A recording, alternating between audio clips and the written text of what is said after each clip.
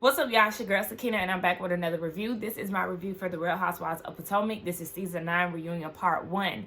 Be sure to check us out tonight on the Whether You Like It or Not panel hosted by Really BTV. It'll be at 8:30 Eastern Standard Time, so make sure that y'all tune in because, of course, y'all don't want to miss it. So, let's go ahead and get into this, y'all. Now, it starts off very dramatic, and I feel like something is in my eye. I decided to judge myself up a little bit today because I felt like getting ready or like putting on lashes, doing my hair and all of that would give me more energy, I don't know if it worked 100% as of yet, but I know my hair look good. I know that much. Hey, y'all. But, yes, so it starts off very dramatic.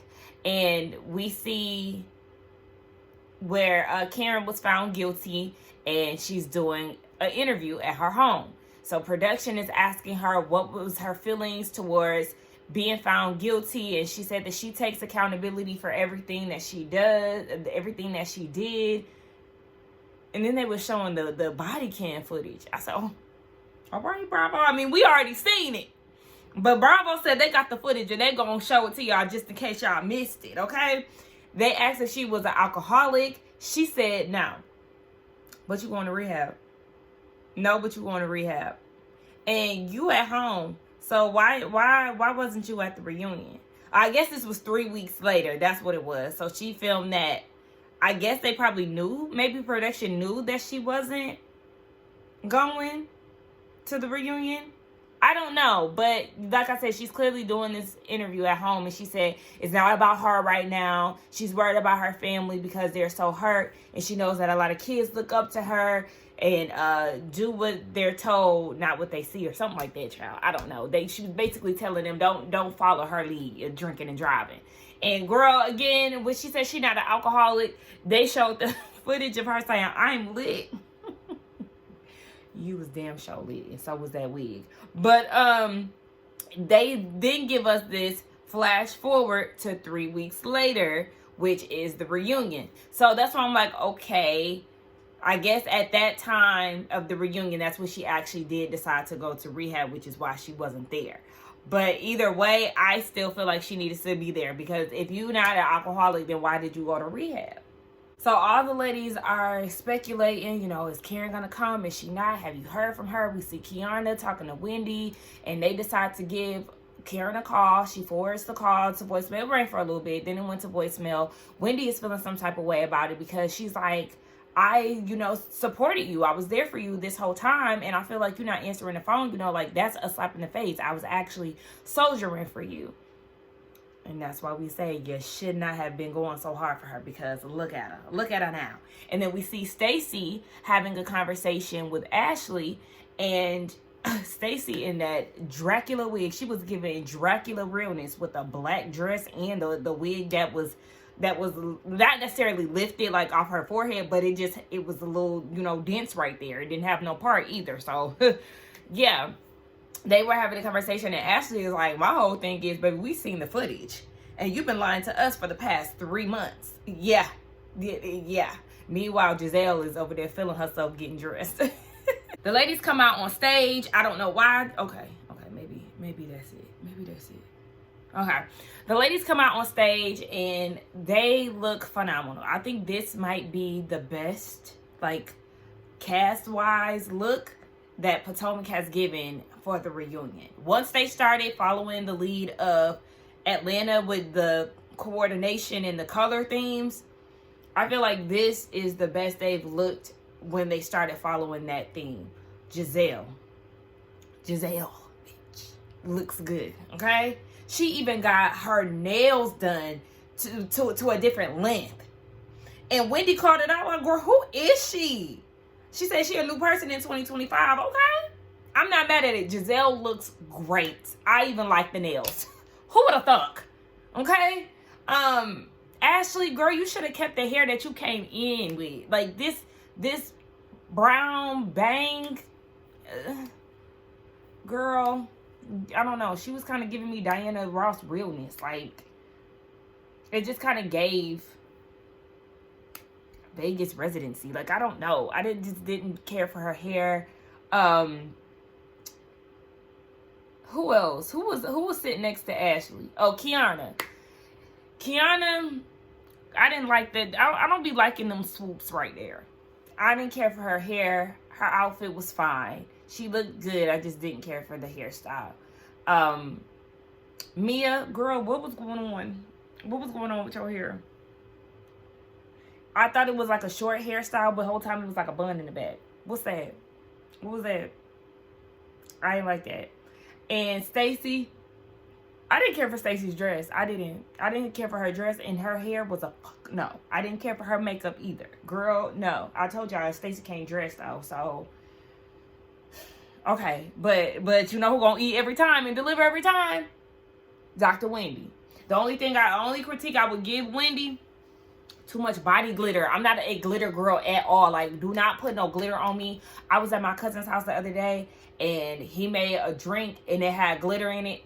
No. I would not be drinking shimmery drinks with glitter in it. Like, edible glitter never sat right with me, because what is it made out of? And I don't want glitter all in my stomach, glitter all in my esophagus, glitter all on my liver. Like, no, I don't want glitter all in my insides. I don't even like it on the outer parts of my body. And he was really trying to get, like, no, I'm not drinking that. I already told you I'm not drinking it. So don't ask again. Love you down.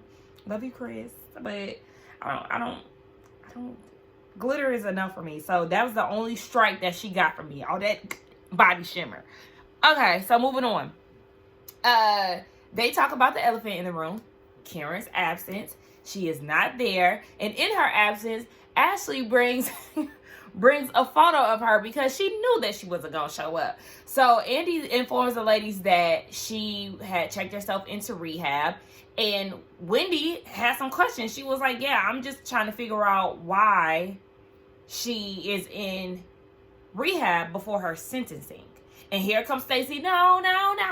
And we should be supportive. I mean, they were supportive. Giselle led with that. You know, Karen is delusional, and usually we eat that up. You know, that's a part of her personality. But on this, you got to be real with yourself. So, you know, they applaud her for checking herself in. But yes, they also have some questions. They're all like, yeah, why did you go before your sentencing? And why didn't you go? Wendy said she would have preferred her to go after the accident.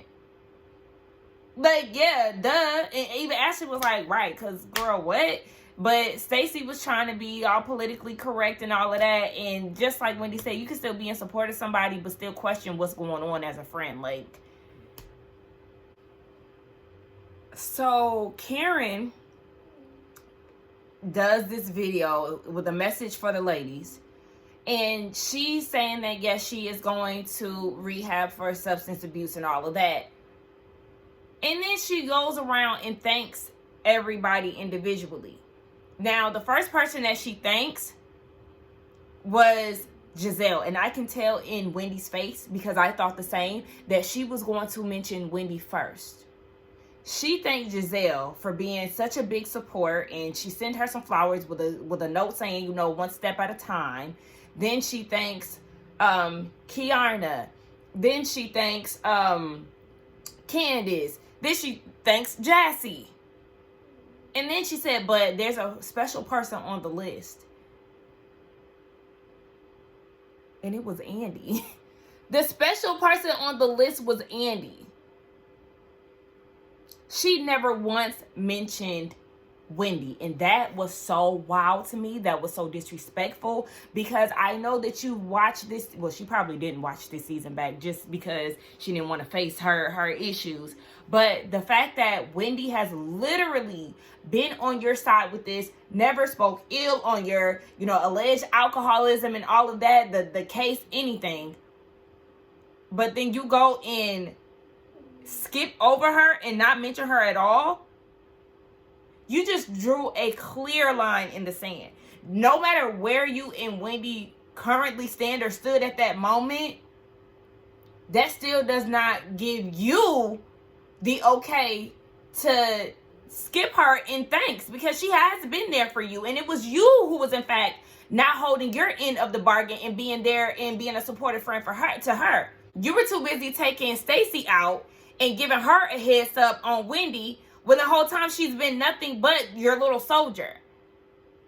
that was the biggest slap in the face, and I know that Wendy is feeling some type of way about that. Like, even Andy was shocked that he got a shout out. Like, girl, what is this? And I'm also too wondering, like, okay, so Karen was looking all raggedy in the production interview. Like, what was that? What was that production interview? Did they, I guess they just wanted to get, because you know, when certain things come in, Bravo picks up the cameras. Like, if it's like a more current thing, they do pick up the camera to get reactions. So maybe that's what it was. Like, okay, well, she just got found guilty. Let's pick up the cameras, do a little interview for her. And then, you know, she's looking all, you know, she's crying, and she's not glammed up and all of this. But then to her special message for the ladies, she's all glammed up and stuff. Like, this is a whole stunting show. I don't, at this point, I question every motive that Karen has. So Andy addresses Wendy, like, you know, you seem unmoved by this whole thing. And she said she does feel some type of way about it, but, you know, it's not really about that. She has reached out to Karen after the sentencing and things, and she also stood by Karen's side throughout the season. But she feels some type of way about what Karen said to Stacey. And then on top of her not mentioning Wendy at all, it made her come to terms that is not her friend. So everybody's like, oh, shocked for what? That's true. That just gives more, that her not thanking and acknowledging Wendy just gave more validity to the situation. It just opened her eyes even more that, yes, this woman really does not like you like that. So all those gasps were misplaced reactions, because once they came back from the commercial break, you know, some of them were a bit shocked, but they were not gasping the way that they edited it beforehand. And Giselle is like, but you knew that Karen was not your friend. Like, I told you this. And Wendy is like, I didn't trust you. And Giselle was like, I told you at Monique's lake house. And at that point, they were cool. They showed the flashback where Giselle did say that Karen had some things to say about Wendy. And Wendy's whole thing is, well, I take people for what I see. Like, Karen has been there for her, basically. And so she was taking it from that standpoint. She also was saying that last year when when Wendy's mom was getting drugged through the mud, Karen was the only one who was sticking up for her. But that's also strategy. That's also strategy, because I have to give it to, you know, the people. When they say that Karen was ousted and she needed somebody to latch onto and to, you know, fight those colorist allegations and things, she latched on to Wendy, because they both were pretty much ousted. With the exception of, like, Candace. You know, Wendy did have Candace, but she wanted to, they were like the black sheep, like, no freaking pun intended, but Wendy and Candace were like the black sheep. Nobody was really fooling with Karen like that. The Green Eye Bandits had each other. Ashley was attached to the Green Eye Bandits. And so Karen was like, okay, well, let me go over here with them so I can, you know, kind of smooth things over, hide in plain sight that she did have, you know, these issues with these ladies. And her showing her support will make people forget that Karen is actually, she played dirty too. So I do feel like that was strategy. That was it wasn't that genuine, because we see throughout the seasons how Karen is so hell-bent on loyalty. She gets that, but she cannot give that. We've seen her straddle the fence time and time again, and look how she just disrespected Wendy. Like, would you want Wendy to do that to you? Wouldn't you feel slighted if Wendy did that to you, Karen? You definitely would. So then they address the body cam footage that came out and some of the viewers' reactions. And we already know how, you know, Twitter and everybody else feels about that. So there's no need for me to really go over it. But Mia said, baby, I already knew. Like, I've been out drinking with her and everything else. So, I mean, I tried to tell y'all, but y'all didn't want to listen. I even brought it up in Lake Norman. But then they go over to Wendy and her 40th birthday celebration and all of that. So Andy is like, you know, you just seem very lighthearted this season. And she said, yeah, you know, turning into a new chapter of 40s and not being in my position any longer. I no longer have to be worried about this image of what a professor looks like. She can let her hair down a little bit. And Andy was like, okay, I think also the relationship between you and Giselle, I think that has something to do with it. And she was like, yeah, that was definitely an added bonus. But as far as like the professor thing, I don't like when people feel like they have to be put in like this particular box because of what they do for a living. And that's why I love Married to Medicine so much, and that's why I really can lean into those characters. I don't even want to say those characters, but you know, just the professionals on that show, because they're doctors, but they will also cuss you out and, you know, get down and dirty if need be. They're not like this cookie cutter. Oh no, I'm a doctor, I can't say that. Oh, I'm a doctor, I can't do this. Like, they're regular people just like you. They just have, you know, a career with status, but that doesn't take away who they are as people. Like, that's the reason why I really love Married to Medicine. But also, I feel like I've seen Wendy be lighthearted and airy and things like that, even throughout, you know, seasons where she was going through it with some of the ladies on the cast. But, you know, she did have a more relaxed season, and I love that for her. They touch on the relationship with her and Giselle. You know, they talked about everything that they have experienced throughout, you know, working together on this show. And Wendy said that it was like a 2-hour long conversation, which we already knew. She addressed that when the episode came out. She said there was a laundry list of things that they discussed. And so what we seen was like not even the half of the conversation that they spoke about. So, you know, they're on good terms, and I'm not mad at it. I just want Wendy to definitely proceed with caution, because you see what happened when you know, was there for Karen. I need you to really go in cautiously when it comes down to Giselle, because we already know what she's capable of. Happy Eddie, it's a successful business, it's doing its thing. And then Giselle was like, well, Stacey, would they ask, have any of the ladies, you know, indulged in the product? We know that Stacey really loves it. And Giselle was like, but ain't you coming out with your own little Happy Eddie situation? And Stacey was looking confused, like, no, I don't know what you're talking about. And Giselle was like, oh, you don't know what I'm talking about? Wendy, next season, if that's her storyline, coming out with a cannabis, you know, business, don't be shocked. Stacey, what's going on? Stacey's still denying, but Giselle's like, you definitely met with somebody. He was wondering why he should work with you. You said because you're a celebrity. Like, okay, Giselle, I mean, Stacey acting confused, so I don't know. We know Giselle like to tell tales. Stacey, you act like you got your head in the clouds. I don't know, but Wendy is like, I hope you would tell me, because yeah, she had the situation with Karen with the whole candle situation. Granted, Karen did say that LaDon would be like, you know, a fragrance line essentially, but it did kind of give like a copycat tea. They get into the trust fund situation with Wendy, and how she said that the kids can get their trust fund if they get a master's. And they're like, but I mean, that was a whole beef you had with your mom, the fact that she's making you get into something that you really didn't want. And so she was like, no, there's incentives. So they're getting they have a trust fund, but if they reach certain points, then they get more money. It's like, you know, a bonus. So if you get a master's degree, then you reach this tier of money. If my daughter decides to be an AKA, then she gets this tier of money. If, you know, things like that. And when she broke it down like that, it was like, oh my gosh, like, you know, it's like motivating them to strive for greatness. They're already set, but, you know, going the extra mile, it just, you know, increases the trust. Like, I like that. That is a really good idea. So they talk about her bringing Karen to the White House, and her finding out that Karen was talking ish shortly after.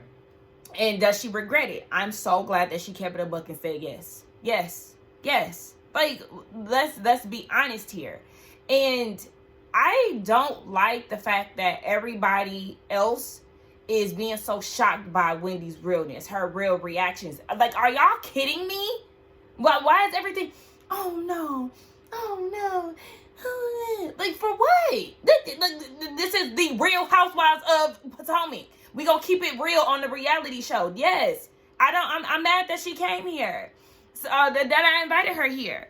And so they talk about Stacey telling Wendy what was said, and Kiana said, my only issue is you waited essentially until to Mad Day to tell Wendy what was said. And Stacey said, no, I had been there for Karen throughout this whole thing, and when it was time for her to show up for me, she couldn't do it. So at that point, I wanted to tell my truth.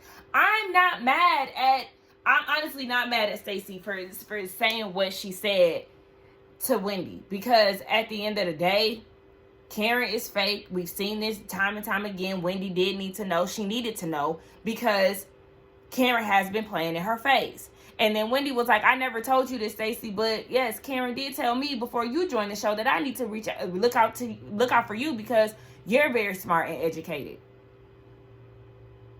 Now, why would that be a threat, Karen? And then they're all like, I don't think she meant it like that. Kiana saying that, Ashley saying that, Giselle is saying that. Kiana, you about to piss me off because I need you to understand the way that you're writing for Karen is the same way that Wendy wrote for Karen, and look where they at now. So just because she rode in the ambulance with you when you got into it with Deborah does not change the fact that Karen is sneaky as hell. And everybody is trying to give Karen this benefit of the doubt, and honestly, fuck that, because Karen is not a saint. And I'm sure she was trying to pin Wendy and Stacey against each other. And it also goes back to colorism. Like, what is the issue? She was trying to downplay Wendy and her 4 degrees. They even showed the flashback where she was talking shit about, I hope she gives more than, her degrees in freelancing. And then here you come trying to downgrade Stacey, and Giselle, your ass was doing the same thing. Is Stacey smart? Are you smart? Like, Stacey got degrees, you got degrees. You would feel offended if somebody was questioning your education. Like, I don't get that. And see, that's why y'all would never beat those colorist allegations, because what the hell is going on? And the fact that y'all are threatened by somebody's educational abilities, their advancements, like, I don't understand that. What's the issue? Y'all should be praising that. So then they get into Karen and her, strategies and how she, goes about things. And Kiana said that she did not get invited to Tally Ho and that Karen didn't warn her of anybody. But, again, Kiana said she has a soft spot because she rode in the ambulance with her and all of that. But I'm glad that Wendy was like, look, Karen loves the mother goose, okay? The role, the glue to the group and all of that. Once she feels like you start to gain your independence and not necessarily need her within the group, then that's when she gonna turn on you. So, play naive if you want. Like I said, you see how the shit didn't played out when it came down to Wendy? It played out when it came down to Candace too. Candace and Karen had their situation as well. So, Kiana, keep your eye out because, and look how she treated Stacey. The moment Stacey wasn't in formation, she was all kind of raggedies and everything else. Keep at it. Everybody agreed with what Wendy was saying. As far as Wendy being self-absorbed, everybody said yes. And Wendy was like, Andy said that, everybody has a tinge of self-absorption. And she said that, it takes a strong woman to deal with somebody like me because I walk into the room like God intended me to be there because he did. And she is very sure of herself. And I do like that confidence in Wendy. I don't watch Wendy and get exhausted. I don't watch Wendy and see like glimpses of self-absorption to the point where I can't deal with it. There are people who try to steal moments and things like that and make things all about them. I don't really see that in Wendy. So maybe she's a different way off camera. I don't know. Maybe if they're relating to or referring to her first season where she was 4 degrees. Like, I don't know. But she all right in my book. So then they go to a commercial break and they talk about birthdays. Andy wishes Wendy a happy birthday. And we learned that Mia had turned 40. And that something went down at her birthday. And Wendy was like, yeah, we gonna talk about that. Child, what happened? How did it brought out Jazzy? I forgot that she was, Jazzy. I keep wanting to say Jazzy. But they brought out Jazzy. And she looks great. Andy gives her congratulations on her engagement. She actually has the invitation there. She passes it around for all the women to see. It's very, velvety and gold and burgundy, and all the women are invited to the wedding. So one of the viewers was like, yeah, it seems like you was a side chick. And Mia, since you used to be a side chick, like, girl, what's your take on this whole situation? Baby Morgan from St. Louis, I don't know if she was from St. Louis or not, but she messy as hell. So, of course, Jazzy is denying this whole side piece situation. Girl, we've already heard the different variations of the story. We've heard the side of the baby mom. At this point, the people, we think what we think, and we just gonna keep it moving. We definitely feel like you was definitely the side chick, whether you want to acknowledge that or not. But, girl, we're gonna move on from that. So, we find out that her man is a Dallas Cowboy, so that's where they are. They talk about GNA and how Jazzy nicknamed it Gangsters and Alcohol. And that just leads into Giselle and Ashley's storyline. So Andy is like, Ashley, what I'm about to ask you? Like, is she gonna say, is it about Josh? You know damn well he was not about to ask about Josh. He was about to ask about that divorce. She said it's in the hands of the state of Virginia. They have already filed. It's just, you know, a matter of time. We did see on the blogs here that they are finalizing it or whatever the hell. So I guess the official announcement will be coming here soon. And then he asks about Stacey. Well, because Ashley is getting child support, no alimony because she signed a prenup. And then with Stacey, we know that she's getting alimony but no child support. And then he asked Mia, what's going on with your situation? And they was like, girl, are you even getting a divorce? She claimed, yeah, but girl, we ain't seen nothing about nobody filing shit. GNA, baby, listen, it's done, okay? Ashley didn't know she was going to have the funds with her divorce. Giselle can't dress. Like, y'all, we already knew that it wasn't anything that was about to be, you know, a lucrative business. It's now community outreach. They're the liaison between the community and the charity. Child, I don't know. And Jazzy was saying that for her, it was just more so like, you could have quietly they got into like the whole charity thing, the whole Karen versus Giselle event. Giselle said she respected Kiana and Wendy more for just staying at Karen's spot. But Jazzy was like, girl, you didn't have to yell across the room. Like, you could have quietly escorted us out. You didn't have to make a whole scene about it. But Andy gave Giselle props for acknowledging that her problem was with Karen and that she apologized to Stacey and Jazzy for kicking him out, or, you know, the other ladies as well. Which we know is a big step for Giselle because, baby, we don't rarely hear her apologize and take accountability for anything. And so it was definitely refreshing to see. And the fact that she knew exactly who her target was, which was Karen.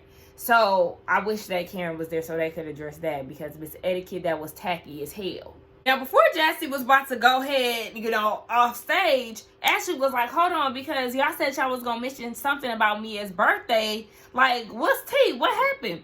So Jazzy is like, me and Stacey got invited to go hang out with Mia in Miami for her birthday. And when we arrived to Miami, we never heard from Mia. Girl, what? How are you inviting people to your birthday event and then when they get there from another state, they don't hear from you? Like, that is wild. So Mia is like, no, well, I hired a point of contact and you RSVP through them. You hired an event planner that was supposed to be your point of contact, but yet there was no communication from this point of contact from you, and they're reaching out to you directly telling them that they arrived and they're not hearing from you. So then I guess Mia told them to come to some restaurant, and they end up leaving. But Wendy is like, no, you need to bring in the key points. You told them to be there at 8. You did not arrive until 11. Girl, are you kidding me? I would have cussed Mia out. We already know that she is a liar. So at this point, Stacey is getting riled up and she's scrolling through her phone, baby. She about to find them text messages. They talking about, 313. That Detroit coming out. Andy reads the receipts, and yes, Mia did know that they were coming. She was fully aware of that. And you ghost them. They go to the restaurant. You don't show up. She doesn't respond back to Stacey's text about the birthday dinner until 12 midnight. Girl, what? Like, like, these women have traveled, just to Wendy's point. They have traveled to come and celebrate your birthday with you. You didn't invite anybody else in the group, but you invited these two, only for them to get there and you ghosted them. And Jazzy was like, Jacqueline told me that you really didn't care about nothing else but ink. Like, even when you was talking to me about it, you seem to not care about, Stacey's feelings with all of this. So as they're getting on her, because even Mia's whole thing was, but Stacey, I did reach out to you. I text you. And I was Stacey, bitch, just because you text me, that don't justify your actions. You never spoke to me. You never picked up the phone to explain yourself or nothing. A text don't mean a bitch ass thing. The fact that they flew out there and never seen you is crazy. So then, of course, she wants to start crying. And I'm like, fuck them tears. I'm so grateful for Wendy showing her real emotions in this point. Because like I said, you have Stacey, who is trying to be, politically correct. Kiana, Ashley, Giselle with certain situations. And it's like, Wendy is the only one who is keeping it a buck with how people should really feel in these moments.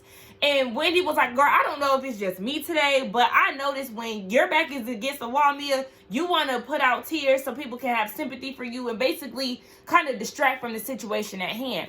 And Mia was like, no, I'm just going through a lot right now, as is everybody else, girl. I was with Giselle on that. Girl, everybody going through stuff. That don't justify that don't justify your tears. I don't give a damn. Like, girl, cry all you want, but you still need to be held accountable for your actions. Call it out, Wendy. Thank you. So Mia is talking about, I have been a good friend. Typically I am, but I'm just going through a tough time this season. Kiana said, child, it must be a 3-year season, girl. Exactly. Stop it, Mia. Ain't nobody buying this bullshit. You know exactly what you're doing, and you ain't shit for inviting them girls out there and not showing up. I forgot to mention Andy calling Jazzy a side chick as he was thanking her for coming out. Yikes, what? That was so out of order. They go on a break, and Jazzy and Stacey are in the dressing room. Mia comes in, and she was like, I want to apologize to y'all. And Stacey is like, but girl, I feel like you only doing this because we calling you out. We didn't even hear back from you until we was in DC. And as Stacey is saying this, Mia like, looking around the room, not even making eye contact with her. You don't give a fuck. So this whole apology thing that you're trying to do and trying to act like you fake crying and you fake care, you don't care. Because if that's the case, you would have said something to them before the reunion, and also while they were in Miami, you would have tried to make it work and see them. What you did was some trash ass shit, and because you being held to the fire, you now want to be like, okay, well, actually, I'm leaving. Don't nobody give a fuck about what you got going on, and the fact that you try to throw this pity party, though, they about to get on your ass when it really come down to this storyline that you did, and you played in everybody's face. So to avoid having to be confronted, you now want to leave the damn reunion. Get Mia off my TV at this point, because what she about to try is some bullshit, and I don't stand for that. And I really feel like Bravo needs to give her an ultimatum. If you sit here and leave, then you off the show, period. Cut that damn check, because we know she need it. But anyway, let's get down in the comments and talk. Y'all let me know what y'all thought about this interview, this episode, along with the review. Oh my gosh. Don't forget to like, comment, and subscribe to my channel. I will see y'all in the next one. And tune in tonight for the Whether You Like It or Not panel. Bye.